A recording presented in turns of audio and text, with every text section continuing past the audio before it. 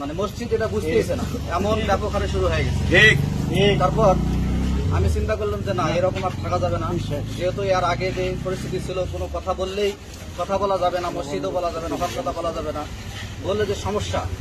তারপরেও আমি বলতেছিলাম, কিন্তু এখন দেখলাম যে না, এখন যেহেতু পরিস্থিতি ভালো, আমাদের বৈষম্য ছাত্র বিরোধী যারা ছিল, দেশকে যদি স্বাধীন করতে পারে তাহলে আমাদের কেডিসি কেন স্বাধীন করতে পারে? অবশ্যই অবশ্যই সাহসিকতা নিয়ে, মন মানসিকতা নিয়ে আমি বয়ান করলাম যে আমরা আজকে থেকে উদ্যোগ নেই, আমাদের বিশেষ করে কেডিসি সার গোডাউন থেকে খাদ্য গোডাউন তথা ওই মাথা পর্যন্ত আমাদের এই কেডিসি রোডে কেউ মাদক বিক্রি করতে পারবে না।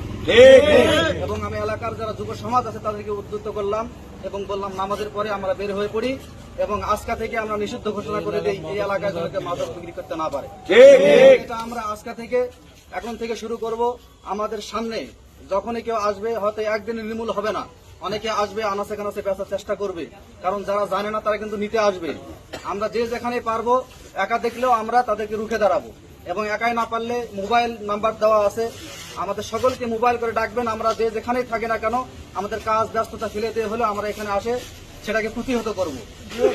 বলে আজকে থেকে নয়, এই সরকার যদিও যায়, তারপরে সরকার আসুক, যে কেন আসুক, পুলিশ থেকে শুরু করে টাকা নিতে যদি আসে, এই পরিস্থিতি যে আমরা আজকে থেকে উদ্যোগ নেই, আমাদের বিশেষ করে কেডিসি সার গোডাউন থেকে খাদ্য গোডাউন তথা ওই মাথা পর্যন্ত আমাদের এই কেডিসি রোডে কেউ মাদক বিক্রি করতে পারবে না। এবং আমি এলাকার যারা যুব সমাজ আছে তাদেরকে উদ্বুদ্ধ করলাম এবং বললাম নামাজের পরে আমরা বের হয়ে পড়ি এবং আজকে থেকে আমরা নিষিদ্ধ ঘোষণা করে দেই, এই এলাকায় যেন কেউ মাদক বিক্রি করতে না পারে। এটা আমরা আজকে থেকে এখন থেকে শুরু করব।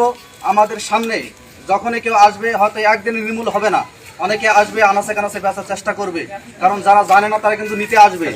আমরা যে যেখানে পারবো, একা দেখলেও আমরা তাদেরকে রুখে দাঁড়াবো এবং একাই না পারলে মোবাইল নাম্বার দেওয়া আছে, আমাদের সকলকে মোবাইল করে ডাকবেন। আমরা যে যেখানেই থাকি না কেন, আমাদের কাজ ব্যস্ততা ফেলে দিয়ে হলে আমরা এখানে আসে সেটাকে প্রতিহত করবো। বলে আজকে থেকে নয়, এই সরকার যদিও যায়, তারপরে সরকার আসুক, যে কেন আসুক, পুলিশ থেকে শুরু করে টাকা নিতে যদি আসে, এই পরিস্থিতি থাকবে না। এমন এক সময় এটা আবার স্বাভাবিক হবে, আবার দেখা যায় পুলিশ আসবে, টাকা নিতে চাইবে, তাদেরকেও আমরা প্রতিহত করবো।